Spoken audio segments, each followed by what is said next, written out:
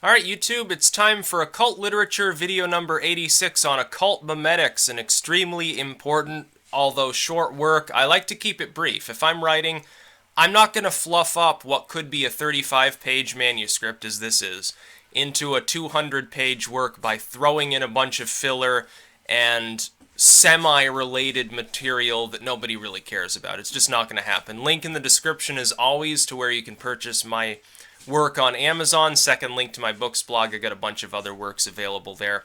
I promise you that the trim on the cover is not as fucked up as it looks on the Amazon page. It hasn't updated, as far as I know, the image yet. I did resubmit the cover file to make sure that it was all properly centered so that it would look good. Sometimes Amazon takes up to a few days, honestly, to update these images. Anyway, the point of Occult Memetics isn't just to explain the concept of meme magic, and I mean that in a literal sense. I think the use of the sort of Dawkins-esque term meme to denote a unit of culture is slightly outmoded in its modern usage, perhaps, and we should start thinking of it as a unit of communication. That is, for instance, it's all about propaganda. Think of it this way. Look at Smug Pepe, the image that is. It conveys an image that represents emotion on a most simplistic level. And it exhibits the rudiments of irreducible complexity. And this is really, in my opinion, this is why such an image spreads so easily. It becomes quite effective. It conveys a message in such a way that it can't be more simple. It's entertaining to people. It can be enigmatic, and so it spreads around. Wojak would be the same, the feels guy. It expresses an image of general discomfort or regret, and it does so. It doesn't need words to do that. It simply conveys it. It becomes agreed upon by people that that's what it conveys, and that's the essence of the concept of manipulating reality, of course, which is the subtitle of this work. If you want to understand how to engage in memetic propaganda, first you have to realize that reality is malleable. It's subjective, it's not objective. People simply agree upon the reality around them. It can change at a whim. It has been changing for all of man's history. There's nothing specifically unique about this so-called modern age other than this happens to be the present. In 100 years, when it's considered the long past of a century ago, most of what we agree upon now will no longer be agreed upon. Scientific concepts will fall out of favor. New concepts will gain dominance.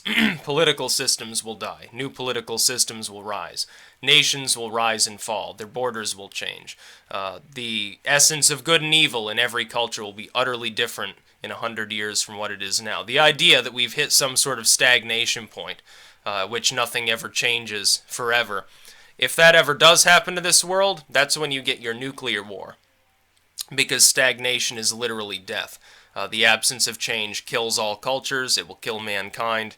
We'll go back to the beginning and rebuild again, because we'll inject change back in. On a subconscious level, a lot of people, I think, want to do that anyway.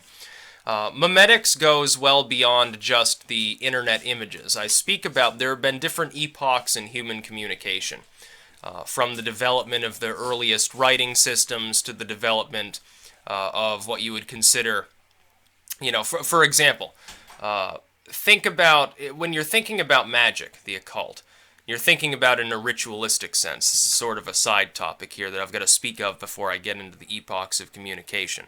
Can you imagine a period of time in which people who are still using like clay talismans, like little tablets made out of actual pottery with magical symbols on them or whatever, how they must have regarded those scroll users as new agey, and it didn't seem like real magic. Oh, yeah, but the technology, man, it's just so modern.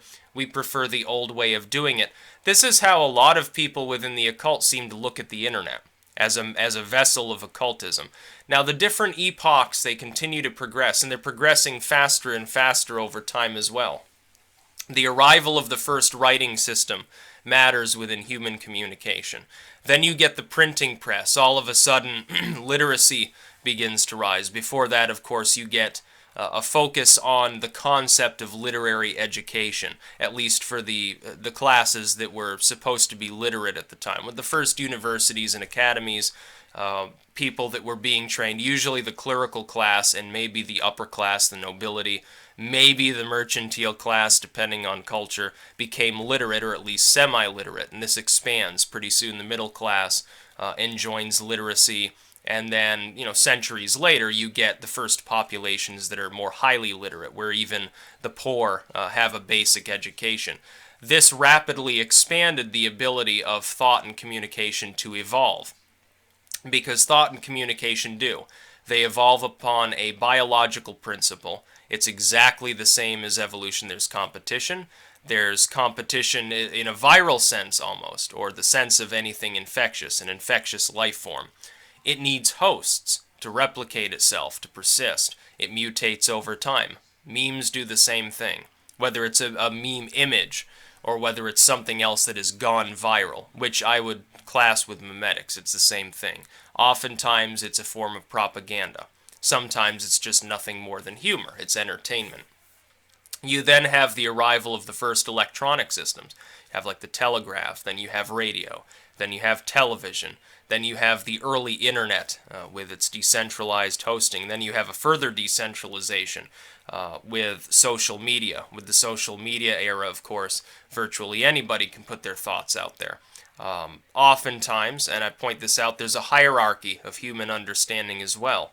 Images and text and sound and video and things can be arranged into a system whereby the more direct the impact on a sensory level, for instance, we tend to be very visual creatures. Our visual input is more important than anything else to us. Second to that is audio input. Therefore, as you go down the list of human sensation that can be manipulated for an occult, a memetic purpose, or for the general purposes of propaganda, you get less impact more easily the further down you go. At the highest level, you need something that's extremely simplified, something like Pepe, something like Keck. And I point out multiple strategies for how to accomplish this. For example, put out something enigmatic that you know will spread. Something that, in an occult sense, maybe it's sealed with magic, it's enchanted or something, or maybe it's strictly magical. And I think there's something to be said for both. Let it spread for a while. Then you inject the text that's associated with the image and explain how it's occult. Because if you try to do the two at the same time, it's more complex, it spreads perhaps less ably, it's not as simplistic a thing, it's not as easily lodged in somebody's mind. Number two, a lot of people won't spread it around because they might be shocked or appalled at what you're saying about it. They might have less interest in it and not spread it further. This is the case regardless of whether it's occult or not. And I propose these different strategies that I list here. And I speak about this on more than a spiritual level. I'm not just talking about occultism. Yes, the work is about occult memetics, but it also goes into propaganda in general. Propaganda often is completely secular. It's for a political purpose. I would say a mainstream religion that's using propaganda, it's not using it for a spiritual purpose. It's using it primarily for a corporate, a monetary purpose. Corporate advertising is the same thing. Reality is being manipulated all the time. When a person is absorbing advertisements, when a person is engaging in speech with other humans, wherever two or more people are gathered, there will be propaganda. One human attempting to convince another that something that they believe is wrong and they should adopt a new view. It's basically a form of memetics when you really think about it. It simply boils down to rhetoric. It simply boils down to how effective your speaking skills are and your gestures. Humans are very gestural as well. You would think, again, smug Pepe. What's he doing? He's very smug. You can tell that he's smug. People agree that he's smug. You just know that he's smug because the image is a perfect, irreducible representation of smugness. That's why it's so effective. Wojak is feeling bad. We know this because we can look at the image and it evokes a literal emotion without having to tell us anything. You wouldn't even need to be told what the image was supposed to represent. You'd still probably know what it did. That's how effective it is. I honestly wonder if maybe this was not entirely an organic viral image. But yeah, Memetic Occultism is now available. Again, link in the description to where you can purchase this work. I am converting all of my works to Kindle. They'll all be released as ebooks, even though I don't use ebooks. I don't like electronic format print. But I will anyway. Enough people have asked me to. Okay, I'll do. It'll take several weeks for me to get all the works actually transferred over and processed. And it may be hit or miss. Some of them might get. CreateSpace has a very arcane system with copyright, but Amazon's KDP is even more arcane. So it'll take me a while. I haven't done this in a couple of years, so give me a little bit of time. That's about all. Peace out.